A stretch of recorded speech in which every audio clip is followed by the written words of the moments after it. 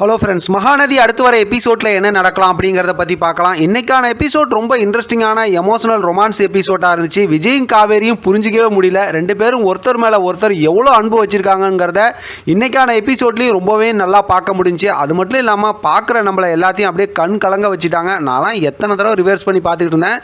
நீங்களும் அந்த மாதிரி தான் பார்த்து என்ஜாய் பண்ணியிருந்திருப்பீங்க. காவேரி சொல்ல வந்ததை முழுசாக சொல்லி முடிச்சிருந்துருக்கலாம். நாளைக்கான எபிசோட் ஸ்டார்டிங்கில் ஒரு மாதிரி இன்ட்ரெஸ்டிங்கான எபிசோடாக இருந்தாலும் அடுத்து இந்த வாரத்துக்கான எபிசோட் குமரனுக்கான எபிசோடாக இருக்குங்கிற மாதிரி தான் என்னால் யோசிக்க முடியுது.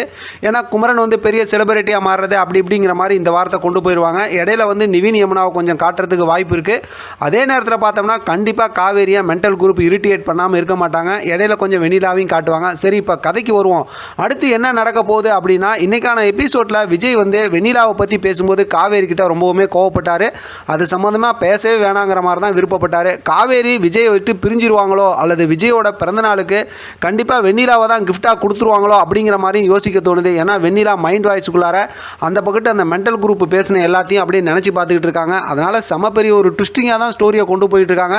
அப்படி ஒரு வேளை வெண்ணிலாவை கூட்டிகிட்டு வந்தால் அந்த நேரத்தில் விஜய் வந்து என்ன முடிவெடுக்க போகிறாங்க, அல்லது காவேரி அந்த நேரத்தில் விஜய் சொல்கிறதுக்கு என்ன முடிவெடுக்க போகிறாங்க அப்படிங்கிறது அடுத்தடுத்து இருக்கக்கூடிய இன்ட்ரெஸ்டிங்கான ஸ்டோரியாக இருக்குது. எப்படி பார்த்தாலும் நம்ம விஜய் காவேரியோட ஃபேன்ஸ் அப்படிங்கிற அடிப்படையில் இந்த சீரியலை ரொம்பவுமே விரும்பி பார்த்துக்கிட்டு இருக்கோம். அதனால் நம்மளோட அந்த எமோஷனெல்லாம் பிரேக் பண்ணுற மாதிரி ஸ்டோரியை கொண்டு போக மாட்டாங்க அப்படின்னு தான் நான் நம்புகிறேன். ஆனால் சீரியலை பொறுத்த வரைக்கும் அந்த மாதிரி நம்பவே முடியாது. அவங்க யாரை என்ன வேணால் எமோஷனல் பிளாக்மெயில் பண்ணி அப்படியே பிரேக் பண்ணி பார்த்தோம்னா அவங்களோட சீரியல் டிஆர்பிக்காக எப்படி வேணால் ஸ்டோரியை மாற்றி கொண்டு போயிட்டு இருப்பாங்க அப்படிங்கிறதான் காலகாலமாக சீரியல் பார்க்குறவங்களுக்கு தெரிஞ்சிருக்கும். அப்படி தான் ஸ்டோரியும் கொண்டு போவாங்க.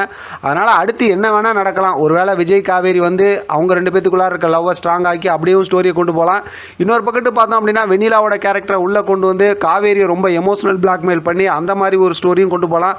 ஆனால் இதுக்கப்புறம் எடுக்கக்கூடிய முடிவை வச்சு தான் ஸ்டோரி வந்து சூப்பராக இருக்க போதா இல்லை சுமாராக இருக்க போதா இல்லை வழக்கம் போல் போரிங்காக அப்படிங்கிறத நம்ம முடிவு பண்ணணும். பார்க்கலாம் என்ன பண்ணுறாங்கன்னு. ஆனால் நாளைக்கான எபிசோடாக இருக்கட்டும், இந்த வாரத்துக்கான எபிசோடாக அதாவது ஃப்ரைடே எபிசோடாக இருக்கட்டும், எல்லாமே செம்ம சுவாரஸ்யமாக இருக்க போது.